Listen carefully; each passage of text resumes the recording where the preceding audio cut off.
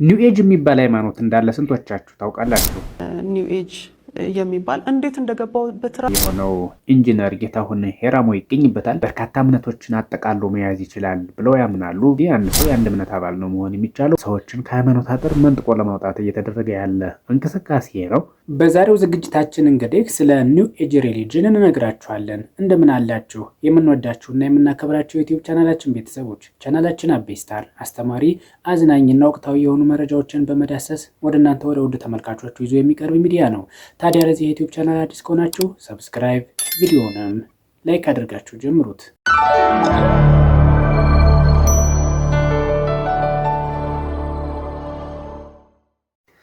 ኒው ኤጅ የሚባል ሃይማኖት እንዳለ ስንቶቻችሁ ታውቃላችሁ? በተለይ በአነቃቂው ዘርፍ ተሰማርተናል ብለው የሚያስቡ ወጣቶች ሳያውቁትም ይሆን አውቀው በኒው ኤጅ ሙቭመንት ወይም በኒው ኤጅ ሃይማኖት ጥላ ስር ያሉ እንደሆኑስ ተረድታችኋቸዋል? ዛሬ ስለዚህ ጉዳይ እነግራችኋለሁ። አብራችሁን ቆዩ።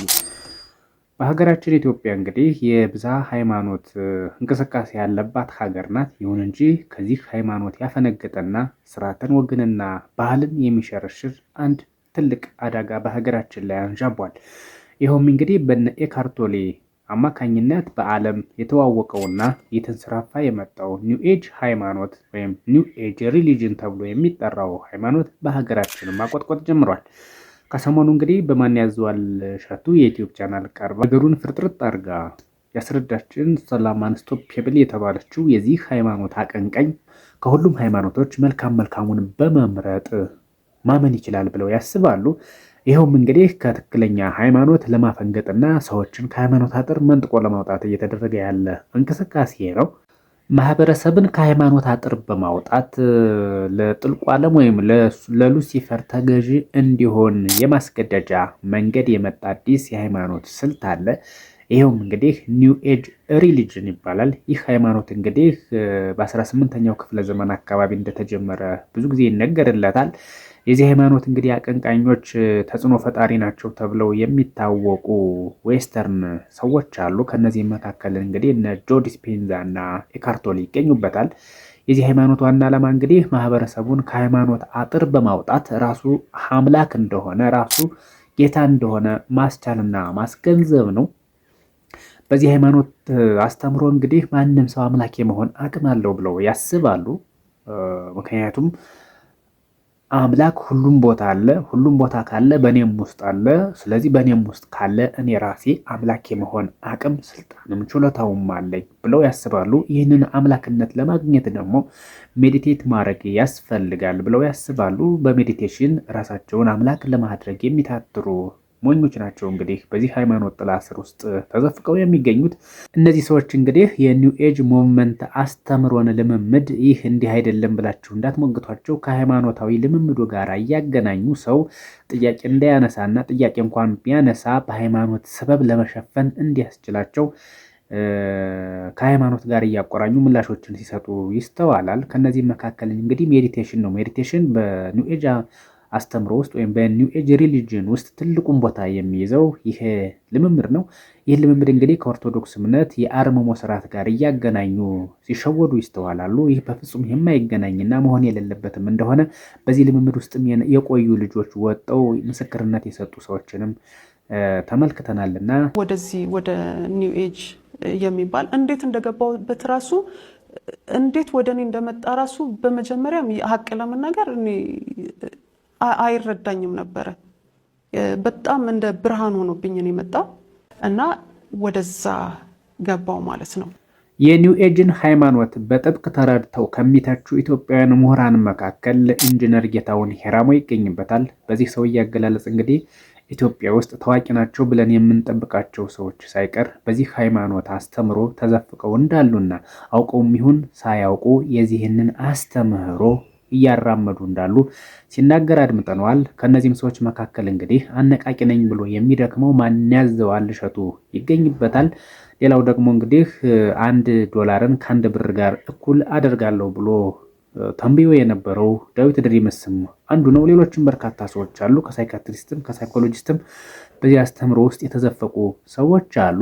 ቁጭ ብዬ ሜዲቴሽን ማድረግ ጀመርኩኝ ማለት ነው።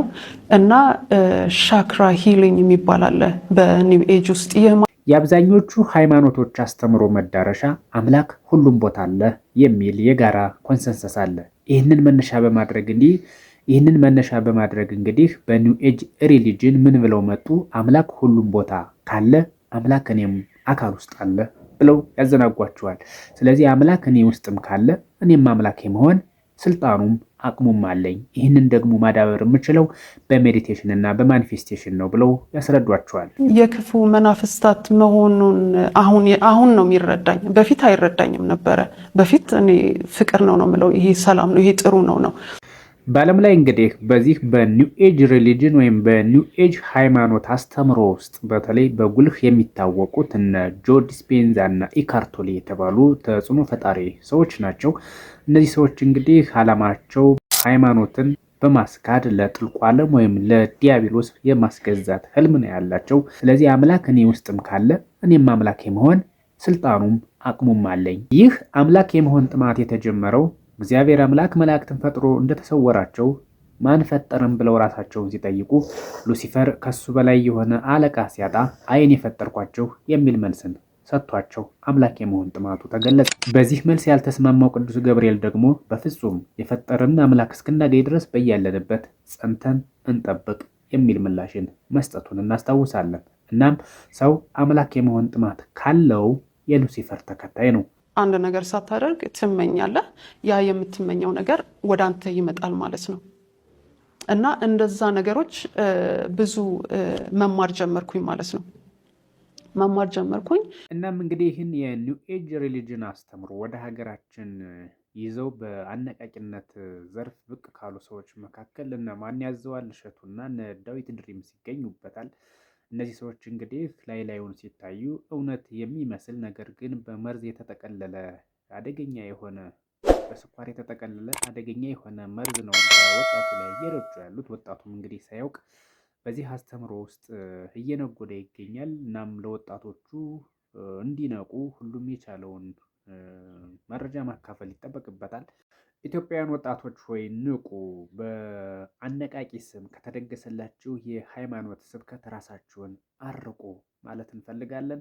በተለይ በአዲስ አበባ ይህ ስራ በስፋት እየተከናወነ እንደሆነ ብዙ መረጃዎችን መመልከት ይቻላል፣ መጥቀስም ይቻላል። በነ ዳዊት ድሪምስ የስልጠና አዳራሾች የምትገኙ በዚህ አስተምሮ ውስጥ ያላችሁ፣ በዚህ ልምድ ውስጥ ያላችሁ ወጣቶች ዛሬውኑ ራሳችሁን ጠይቁ። የሄዳችሁበት ያለው መንገድ ምን አይነት መንገድ እንደሆነ ራሳችሁን ጠይቁና ለራሳችሁ ምላሽ ስጡ። የተሳሳተ መንገድ ነውና ተመለሱ። የዛሬውን በዚሁ እናበቃለን። ስለተከታተላችሁን ከልብ እናመሰግናለን። ሰላም ለዓለማችን፣ ሰላም ለሰው ልጅ ሁሉ ይሆን። አበቃን።